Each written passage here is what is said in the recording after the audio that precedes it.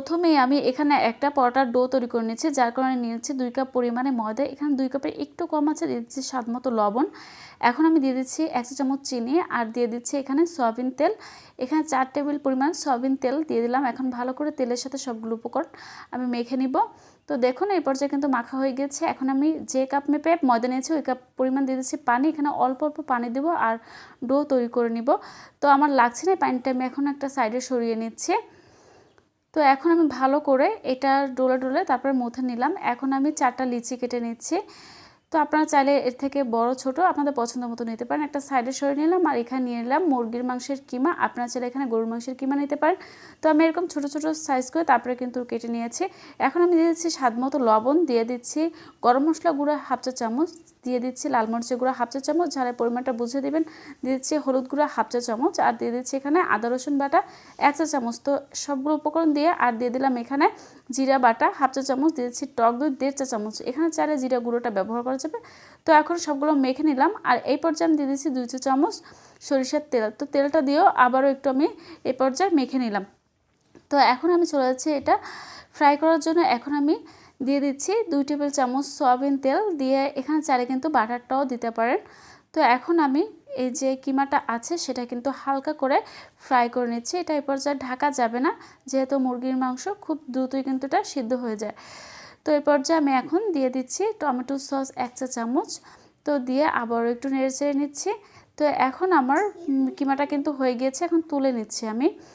তো এক এক করে সবগুলো তোলা হয়ে গিয়েছে। এখন আমি ওই কড়াইয়ের মধ্যে দিয়ে দিচ্ছি পেঁয়াজ কুচি। তো এখানে বড় সাইজের 2টি পেঁয়াজ কুচি একটু তেল দিয়ে তারপর কিন্তু এটা আমি হালকা করে জাস্ট গন্ধটা দূর করার জন্য ভেজে নিয়েছি। এখন আমি দিয়ে দিচ্ছি এর মধ্যে মুরগির মাংসের কিমা আগে থেকে রান্না করাটা, সেটা দিয়ে আবার আমি একটু নেড়ে ছেড়ে 4-5 মিনিটের মতো রান্না করে নিলাম। তো এরই মাঝে দেখুন এটা কিন্তু রান্না হয়ে গেছে। এখন একটা সাইডে করে নিয়ে এখানে চলে আসলাম পরোটাটা তৈরি করার জন্য। একটু তেল দিয়ে তারপরে কিন্তু আমি পরোটাটা এখন তৈরি করে নিচ্ছি।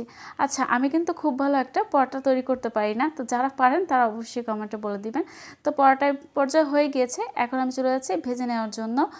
তো আমি আগে রুটিটা দিয়ে একটা একটা সাইড ভালো করে ভেজে নিচ্ছি। তো ওইটি সাইডটা যখনই হয়ে গেছে উল্টিয়ে এই সাইডটাও একটু ভেজে নিচ্ছি। এখন আমি দিয়ে দিচ্ছি এই পর্যায়ে সয়াবিন তেল, দিয়ে আবারও আমি পরোটাটা ভালো করে কিন্তু একটু চেপে চেপে 4 সাইডে ভেজে নিচ্ছি। আর এখানে আমি একটা ডিমের অর্ধেকটা ডিম দিয়ে দিচ্ছি, দিয়ে তারপরে কিন্তু আমি এখন এই পরোটাটার সাথে ভালো করে কিন্তু মিশিয়ে চারো সাইড থেকে ডিমটা মিলিয়ে দিচ্ছি।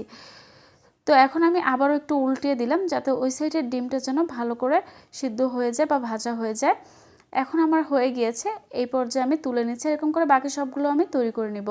তো এর মাঝে আমার বাকি সবগুলো তৈরি হয়ে গিয়েছে। একটা পরোটা আমি ঠান্ডা করে এখন আমি দিয়ে দিচ্ছি টমেটো সস। ভালো করে উপর থেকে ডিমের মধ্যে সসটা দিয়ে দিলাম। এই পর্যায়ে আমি দিয়ে দিচ্ছি 1 চা চামচ মেয়োনিজ। তো দিয়ে ভালো করে দিয়ে দিচ্ছি একই রকমভাবে। এখন আমি দিয়ে দিচ্ছি যে রান্না করা কিমাটা ছিল সেই কিমাটা এক সাইড বরাবর দিয়ে দিচ্ছি ভিজানো রাখা পেঁয়াজ কুচি, এটা আমি ঠান্ডা পানিতে ভিজিয়ে রেখেছিলাম। এখন আমি দিয়ে দিচ্ছি শসা কুচি আর দিয়ে দিচ্ছি এখানে চাট মশলা, মানে আমরা চটপটি যে মশলাটা সেই মশলাটা কিন্তু একটু গুঁড়া দিয়ে দিলাম। দিয়ে দিচ্ছি অল্প একটু পরিমাণে বিট লবণ, যদি আপনারা দোকানের মতন চান তাহলে কিন্তু এগুলো অবশ্যই দিতে হবে। আর দিয়ে দিচ্ছি একটুখানি টমেটো সস দিয়ে এখন আমি এটা রোল করে নিব। তো এখন আমি একটা টিস্যু নিয়ে নিলাম আর টিস্যুর সাহায্যে আমি ভালো করে এটা রোল করে নিচ্ছি। আর এটা খেতে কিন্তু অসম্ভব মজার ছিল, তা কি বলবো, সকালের নাস্তা বা টিফিনে কিন্তু দিতে পারেন, এতটাই মজার এই নাস্তাটি।